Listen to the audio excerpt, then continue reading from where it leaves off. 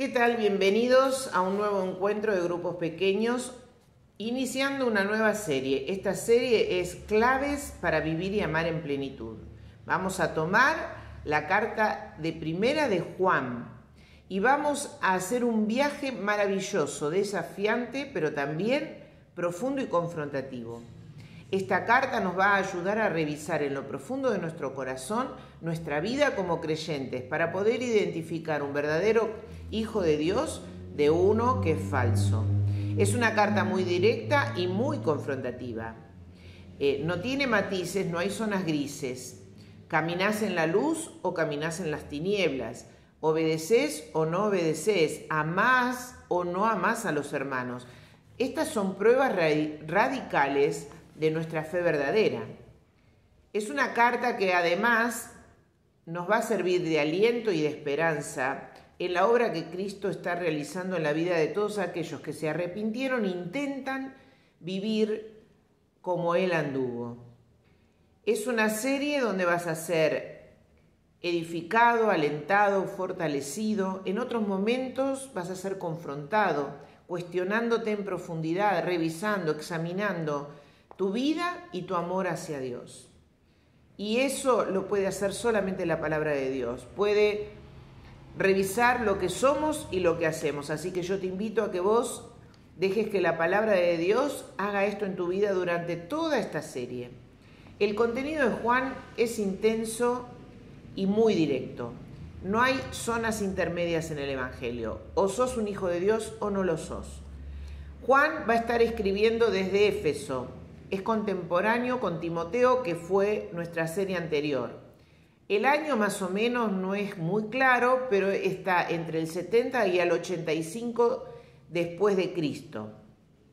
No tiene, como la carta de Pablo, destinatarios a las iglesias o a personas, sino que él escribe a las iglesias en general. No tiene un destinatario específico. En esta carta vas a encontrar dos motivos principales por los que fue escrita. En primer lugar, para contrarrestar los pensamientos y enseñanzas herejes que había entre los cristianos. Recordá que también Timoteo habla mucho de eso. Por eso habla de falsos profetas, Primera de Juan 4.1, que te invito a que después en los grupos pequeños los lean. Representantes del anticristo, Primera de Juan 2.18 y 4.3. Personas mentirosas que afirman que Jesús no es el Cristo, Primera de Juan 2.22, y personas que tratan de engañar a los creyentes, Primera de Juan 2.26. Es muy directo con respecto a ellos. Literalmente dice, no son de Dios, no conocen a Dios, son del mundo, son del diablo. El error, según Juan, no se puede tolerar porque puede ser algo fatal. El segundo propósito está al final de la carta, en el capítulo 5, versículo 13, para que sepan que tienen vida eterna. Para que entiendan que el que llena todos los requisitos que esta carta va a decir es alguien que ha creído realmente, por lo tanto tiene vida eterna.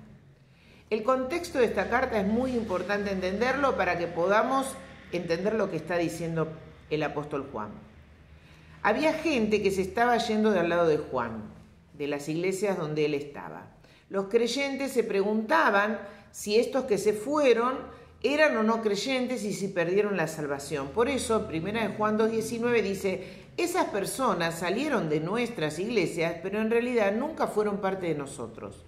De haber sido así, se habrían quedado con nosotros. Al irse demostraron que no eran parte de nosotros. Juan está aclarando que esta gente que se fue detrás de estas doctrinas cerradas y herejes es porque nunca realmente fueron verdaderos hijos de Dios. Por eso terminaron siguiendo las corrientes herejes. La evidencia de que nunca fueron cristianos, dice Juan, es que salieron, es que no se quedaron con nosotros, ellos se fueron. Se fueron y no estaban perdiendo la salvación porque sinceramente nunca la habían tenido. Lo que estaban haciendo es demostrando que nunca habían tenido salvación. Con todo este contexto vamos entonces a nuestro texto en el que vamos a estar reflexionando hoy, que es Primera de Juan 1, del 1 al 4. Les anunciamos al que existe desde el principio, a quien hemos visto y oído. Lo vimos con nuestros propios ojos, lo tocamos con nuestras propias manos. Él es la palabra de vida. Él, quien es la vida misma, nos fue revelado y nosotros los vimos y ahora testificamos y anunciamos a ustedes que Él es la vida eterna. Estaba con el Padre y luego nos fue revelado. Les anunciamos lo que nosotros mismos hemos visto y oído para que ustedes tengan comunión con nosotros, y nuestra comunión es con el Padre y con el Hijo Jesucristo. Escribimos estas cosas para que ustedes puedan participar plenamente de nuestra alegría. Cristo es el mismo desde el principio, y lo que se enseña acerca de Él es lo mismo que se enseñó desde el principio, dice Juan. Él es el Dios hecho carne. Él es la palabra de Dios hecha carne, es el Verbo. Esa palabra es la misma ayer, hoy y por siempre. Es inmutable, no cambia, es eterna y no la podemos cambiar. Lo que Juan hablará es lo que vio, lo que oyó y lo que tocó. Habla de un Jesús real, un Dios hombre que él pudo ver, tocar y palpar. El Verbo de vida, Dios mismo. Es la misma introducción prácticamente que Juan 1:1. En el principio era el Verbo era con Dios y el Verbo era Dios. Hay certezas, dice Juan. Es Dios hecho hombre. Yo lo vi, yo lo toqué, yo lo palpé, yo lo escuché. Yo hablo de lo que experimenté con Él. Jesús es la palabra que es esencia de la vida, de quien depende la vida, quien sostiene la vida, quien es vida nueva. Él es el dador de la vida. Yo lo vi, yo lo toqué, yo soy testigo, dice Juan. Él no es alguien que está vivo nada más. Él es la esencia y la fuente de la vida. Como Juan, nosotros somos testigos también de la vida que hemos recibido de Cristo. Somos testigos y deberíamos anunciar como Juan de lo que vimos, lo que oímos y lo que aún pudimos experimentar con Él, porque hay muchos que no saben. Hablamos de muchas cosas con mucha facilidad, pero nos cuesta mucho hablar de Cristo y esto tenemos que reconocerlo. Nos podemos excusar en que somos tímidos, que somos cortos, pero no es el problema real. El tema es, ¿Cristo es importante para mí? ¿Quién es Cristo para mí? Juan diría, yo sé de quién hablo. Entonces el tema es que muchos de nosotros no hablamos porque no sabemos, porque no leemos, no escuchamos, no vivenciamos a Cristo. Si no experimentamos a Cristo no vamos a hablar. Hablamos fácilmente de política, economía, recetas, modas. Lo que me hace testigo de una cosa es que yo tengo una experiencia personal con eso. ¿Será que no hablamos tanto de Cristo a la gente porque es alguien con quien no tengo experiencias personales, Cristo? Deberíamos confesar quizás en este momento que no estamos teniendo el suficiente conocimiento y contacto con Jesús. Por eso nos cuesta tanto hablar de Él. Si no, sería más natural en nuestra vida, como está diciendo Juan tantas veces en estos 4 versículos. Hablo de lo que vi, lo que oí, lo que escuché, lo que toqué.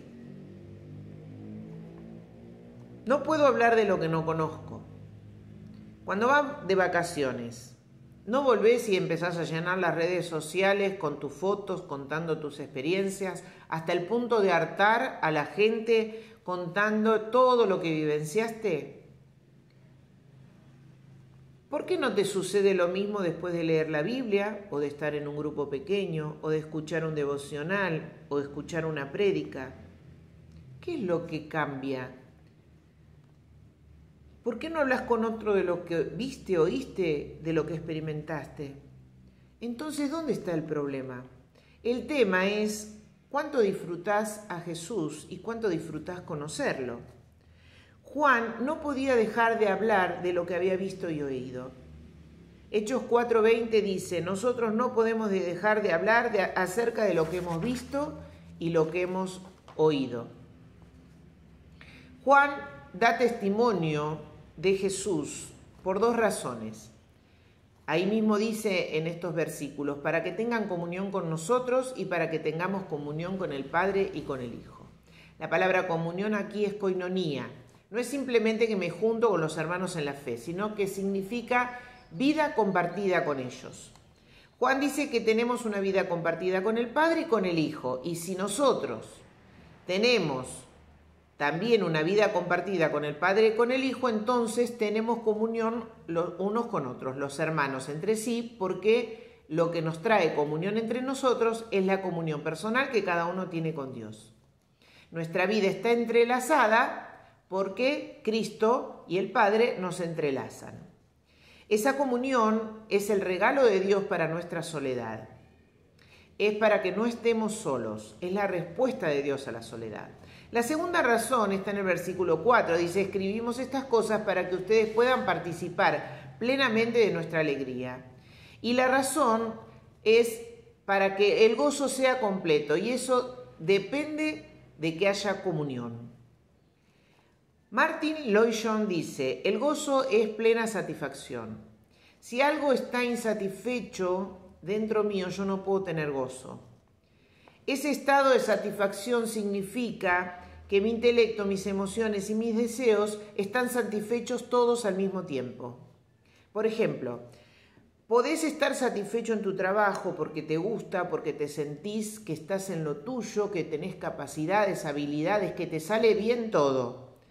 Entonces en tu área intelectual estás absolutamente satisfecho, pero llegas a tu casa y vos tenés problemas de relación con tu esposa, tu esposo, tus hijos, y ahí tenés insatisfacción. Por lo tanto, vos no sabés lo que es experimentar gozo, porque el gozo se experimenta en todas las áreas a la vez.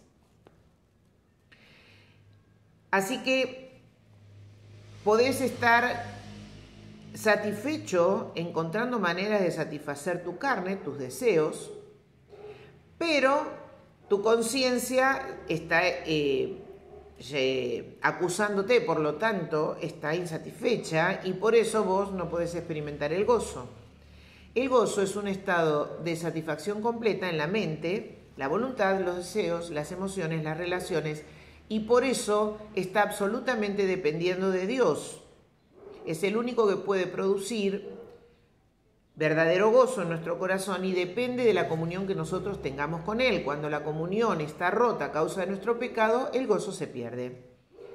El incrédulo no puede experimentar gozo simplemente porque no tiene una relación con Cristo, con Dios.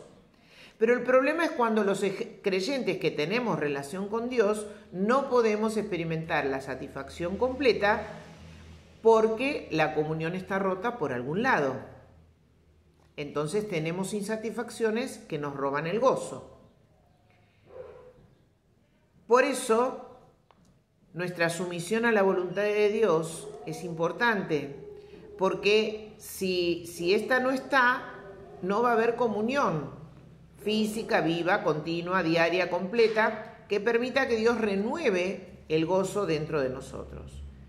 El gozo produce fuerza y poder y es una motivación muy poderosa que nos permite enfrentar el dolor, la pérdida o la adversidad, sabiendo y pudiendo decir, estoy en paz, Dios está conmigo, tengo esperanza, tengo futuro, tengo razones para seguir adelante.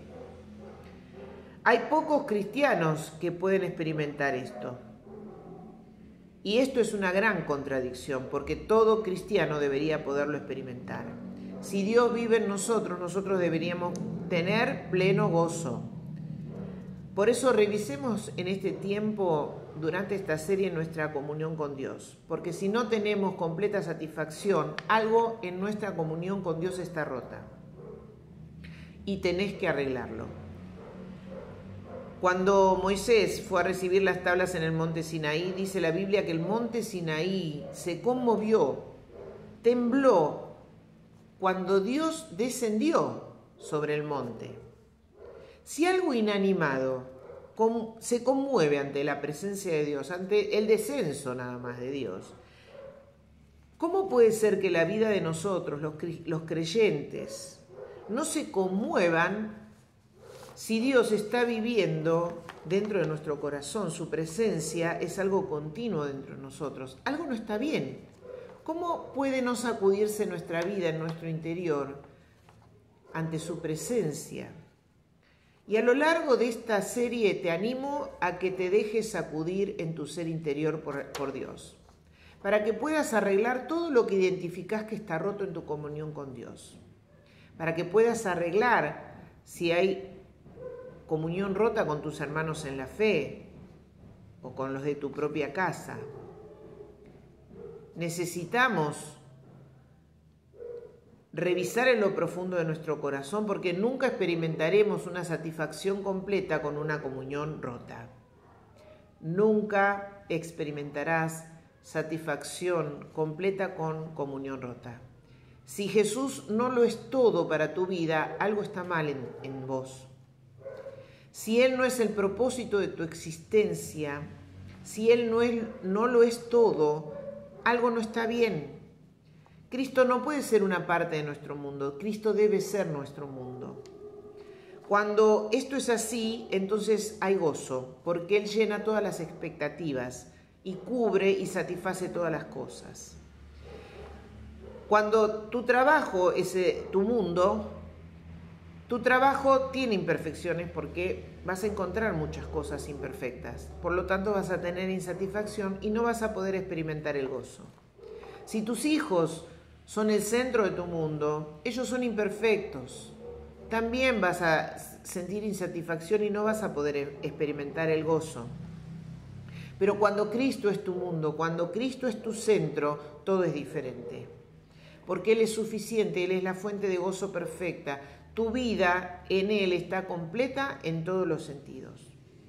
Yo te invito a que a lo largo de toda esta semana puedas arreglar todo lo que está roto, revisar en lo profundo de tu corazón todo lo que está insatisfecho, revisar en lo profundo de tu corazón de acuerdo a la palabra para que vos puedas plantarte firme en ser un hijo de Dios con todas las letras. Dios te bendiga. Te dejo con los guías de grupo.